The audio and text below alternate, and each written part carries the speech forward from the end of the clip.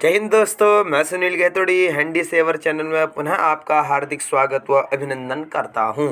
तो दोस्तों, अभी तक हमने आत्मनिष्ठ विधि के अंतर्गत आत्मनिरीक्षण विधि का अध्ययन किया था। आज हम पढ़ने जा रहे हैं गाथा वर्णन विधि। गाथा वर्णन विधि को अंग्रेजी में एनेक्डोट मेथड कहते हैं, जिसको उपाख्यान भी कह सकते हैं, छोटी सी घटना का विवरण भी कह सकते हैं, किसी व्यक्ति या घटना के विषय में रोचक लघु कथा भी कह सकते हैं। तो इसके बहुत सारे नाम हैं। अब इन सब नामों का प्रयोग मैंने इसलिए किया है कि आप गाथा वर्णन विधि को समझ पाएँ। अर्थात कोई व्यक्ति है, वह अपनी किसी छोटी सी घटना का विवरण दे सकता है इस विधि में, और अपने विषय में रोचक कथाएं बता सकता है, लघु कथा के रूप में अपने अनुभवों को इस विधि के द्वारा प्रदर्शित कर सकता है। तो देखिए, पूर्व अनुभव या व्यवहार का लेखा तैयार करना ही गाथा वर्णन विधि कहलाता है। अर्थात यहाँ पर अपने पूर्व अनुभवों को या व्यवहारों का लेखा तैयार करके बताया जाता है। तो इस विधि में व्यक्ति अपने पूर्व अनुभव या व्यवहार का वर्णन करता है, मनोवैज्ञानिक उसे सुनकर एक लेखा तैयार करता है और उसके आधार पर अपने निष्कर्ष निकालता है। तो कहने का तात्पर्य यह है कि इस विधि में क्या किया जाता है, मनोवैज्ञानिक जो होता है वह किसी व्यक्ति से, अर्थात एक शिक्षक छात्र से जब पूछता है तो छात्र अपने पूर्व अनुभवों को या घटनाओं के विषय में बताता है, तो शिक्षक उन घटनाओं और अनुभवों को लिख करके सब कुछ जांच पड़ताल करके एक लेखा तैयार करके निष्कर्ष निकालता है, और निष्कर्ष निकालने के बाद कहाँ कमियां हैं उन कमियों को दूर करने का प्रयास करता है।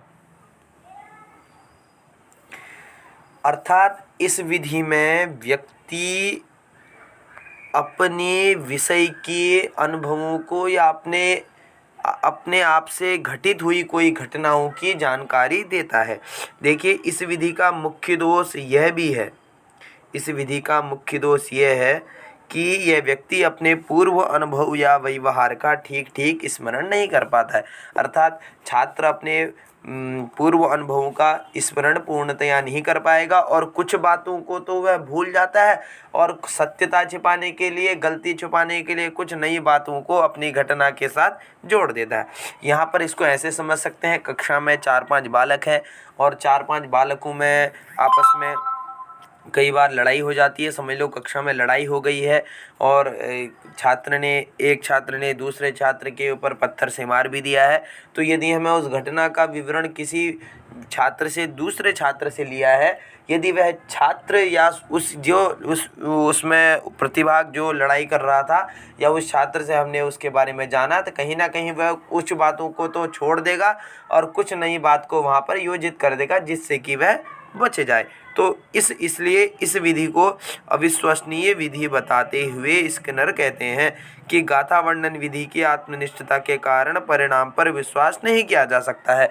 अर्थात आत्मनिष्ठ विधि है, व्यक्ति अपने आप के विषय में बताता है, तो दूसरा व्यक्ति उसके आत्मा में क्या चल रहा है, उसके मानसिक पटल में क्या चल रहा है, शिक्षक पूर्णतया नहीं जान पाता है। इसलिए इस विधि को अविश्वसनीय विधि भी हम लोग कह सकते हैं। गाथा वर्णन विधि आत्मगत होने के कारण विश्वसनीय नहीं है। यह आत्मगत होने के कारण बोले विश्वसनीय नहीं है। इसका उपयोग पूरक विधि के रूप में किया जा सकता है। अर्थात कक्षा में इसी के आधार पर सत्यता को नहीं प्रकट किया जा सकता है, गलतियों को नहीं जाना जा सकता है, कमियों को नहीं जाना जा सकता है। तो जब इन सब चीज़ों से, समस्याओं, गलतियों को, कमी को नहीं जान पाएंगे तो कहीं ना कहीं समस्याओं का निदान नहीं हो पाएगा।